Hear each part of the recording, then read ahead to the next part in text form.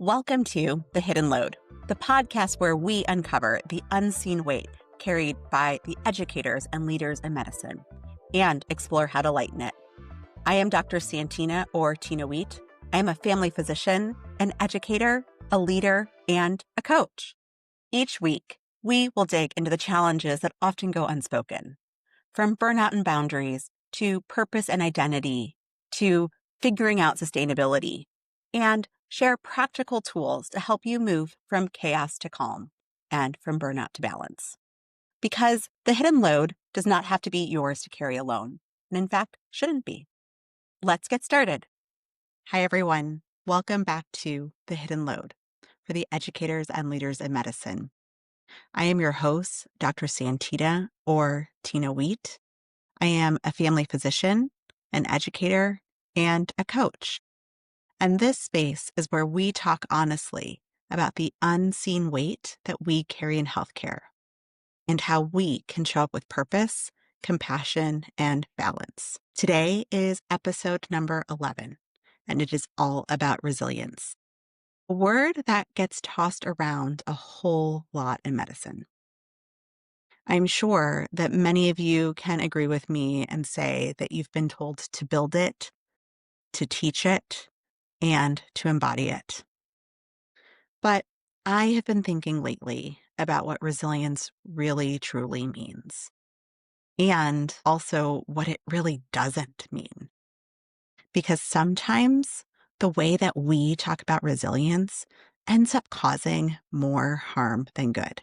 So we want to think about it in a way that is actually helpful. So let's start with what it really means. When you hear the word resilience, I'm curious, what comes to mind? For the longest time, I thought of resilience as a toughness. It was that ability to push through, to keep going no matter what. Thinking of that image of the physician who just never stops, who just absorbs whatever comes and keeps working. And this was me in oh so many ways. It was taking the extra shifts, showing up even on the days that I felt bad or was up all night with my children or my mother when she was sick, finishing that project that maybe didn't even need to be done by the time that I thought I did, just because I thought that working through it would prove that I was strong enough to be doing this job. But over time, I have learned that that is not resilience. What I was experiencing was survival mode. Resilience, it is not about enduring everything. True resilience is about recovering. It's not about never failing. It is about being able to get yourself back up, to adapt to the situation, and to bend without breaking, or to be flexible. According to the American Psychological Association, resilience is the ability to recover from or adapt to adversity, trauma, and stress, something that we face a lot in medicine. Resilience involves mental, emotional, and behavioral flexibility in order to navigate those challenges and be able to bounce back from the setbacks, and sometimes even to be able to grow from those setbacks. Importantly, in this definition, resilience is not an innate trait. So it's not that you have resilience or you don't. But resilience is a skill that can actually be learned and developed over time through behaviors and thought processes. That is a really exciting thing to know, because that means even if you don't feel resilient right now, there are things that you can do to help yourself become more resilient. Or there's things that you can help your learners and your teams to do to help them. Now, in healthcare, we often mistake endurance for resilience. We celebrate the ones who just push through. We celebrate the ones who take on more and more without any complaint. But pushing through everything, well, it doesn't make you stronger. Sometimes it just makes you even more exhausted. So now that we know what resilience is, why does it matter? And why does it matter, especially in medicine, education, and in leadership? Well, because the work that we do, it is deeply human. We are constantly navigating the uncertainty, the loss, the disappointment, and constant change. And we're often doing this while caring for others who are doing the same. As a family physician, I go from sharing a new diagnosis to hearing from my patient that their family member died. As an educator, I help a learner who gets a difficult test score or has to process difficult feedback. And although those things aren't happening to me, all of that weighs on me too, just like those experiences also weigh on you. And when we have resilience, it gives us flexibility. That flexibility allows us to stay connected to our purpose, even when things are hard. Again, it helps us manage those setbacks, but it also allows us to respond to feedback and to stay open instead of shutting down.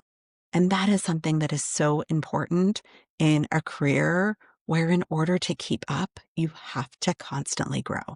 When there isn't resilience, the stress just piles up, and it piles up kind of like a sediment, layer after layer after layer. And as that stress piles up, it reaches this point where even the smallest of challenges feels insurmountable. Now, resilience doesn't erase the bad days or the hard days.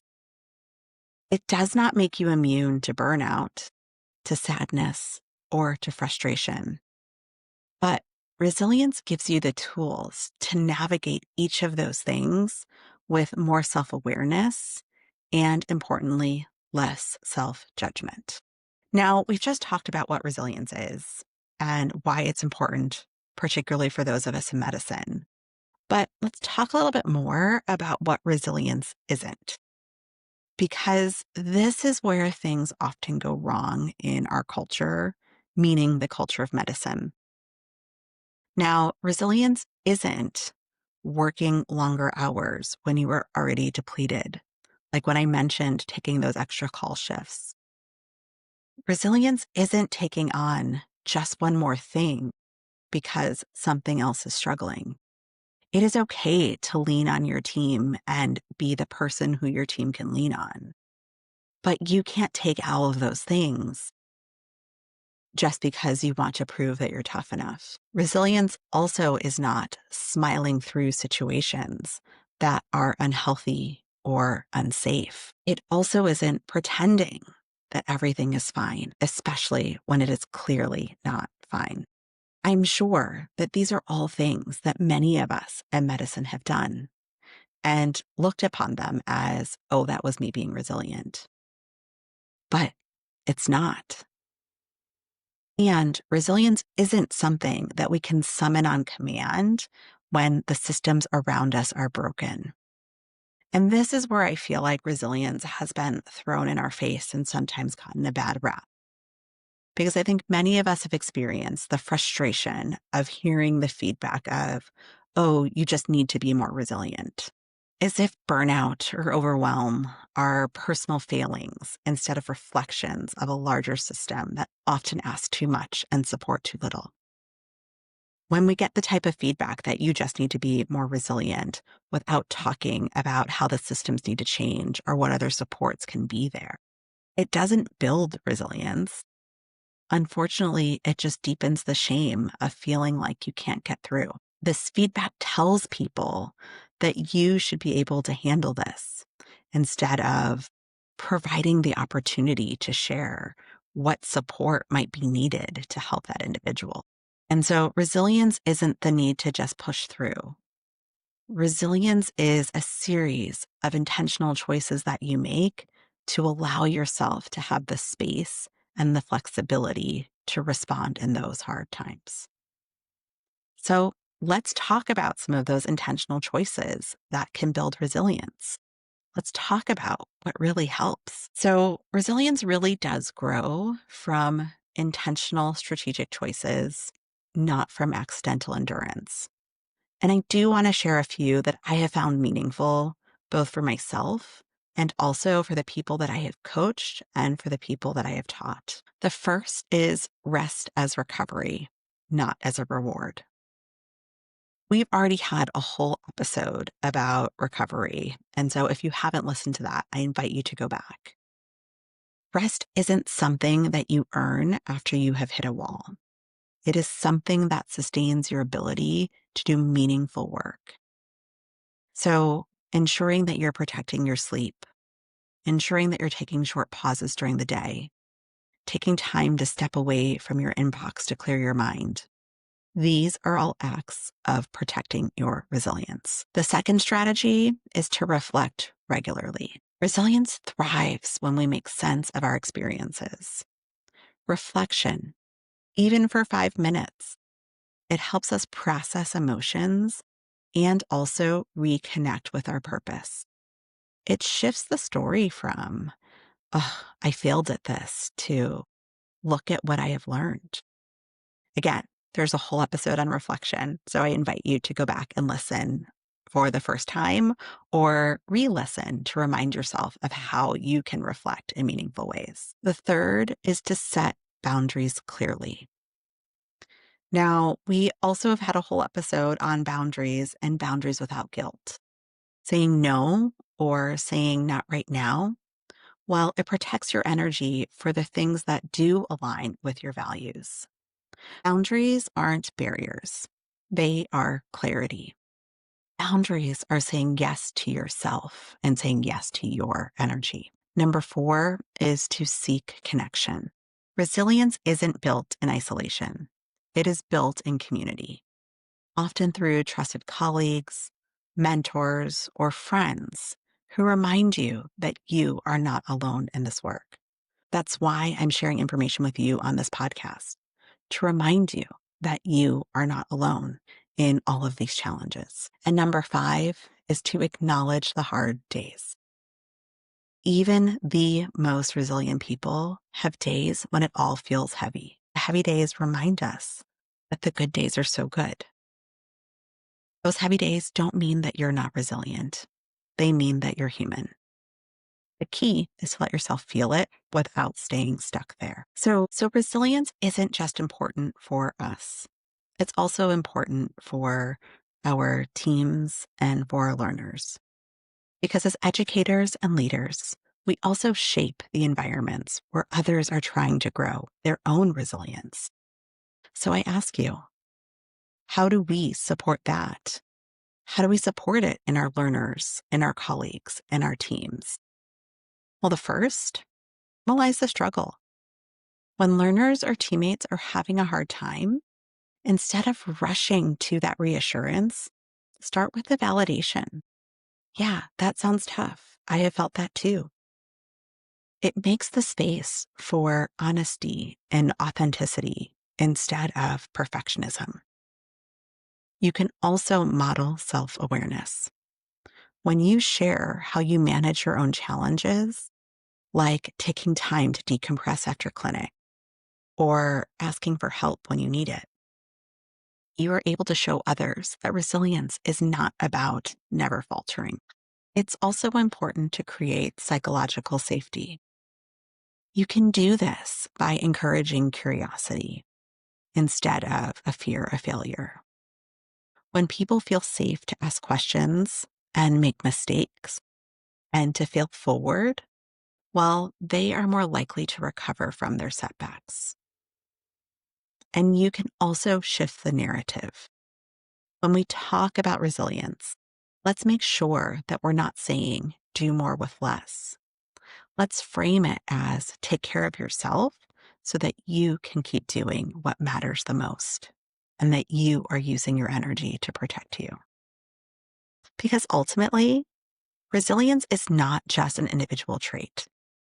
Resilience is ultimately a collective responsibility. Now, as I wrap up today, I want to leave you with this thought. Resilience is not about being unbreakable. Resilience is about being able to bend. And part of that being able to bend is knowing when to rest, when to reach out, and when to rebuild.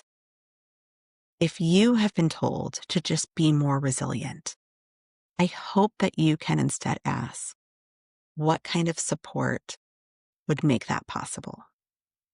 And if you are leading others, then I hope that you remember that helping your team or learners build resilience starts with creating the conditions where they feel safe to be human. Because resilience, well, it's not a solo skill. It is something that we need to nurture in each other. I hope that this has been a helpful conversation about resilience. And in our next episode, I will be joined by a guest, Mary Ramon, to talk about something that is closely related, and that is asking for help.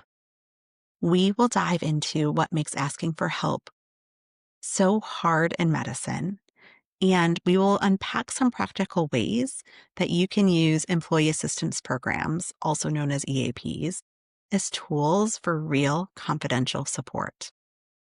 This is a conversation that I'm really looking forward to sharing, and I think it will tie beautifully in today's discussion about resilience and connection. Thank you so much for joining me today on The Hidden Load. And if today's episode resonated with you, I would love for you to share it with a colleague or a friend who might need the reminder that resilience doesn't mean doing it all alone. And until next time, take care of yourselves and each other. Thanks for joining me on The Hidden Load. Tag me on Instagram at Dr. Tina Wheat or email me at santina@santinawheat.com with your takeaways and ideas. Don't forget to subscribe. And until next time, let's lighten your hidden load.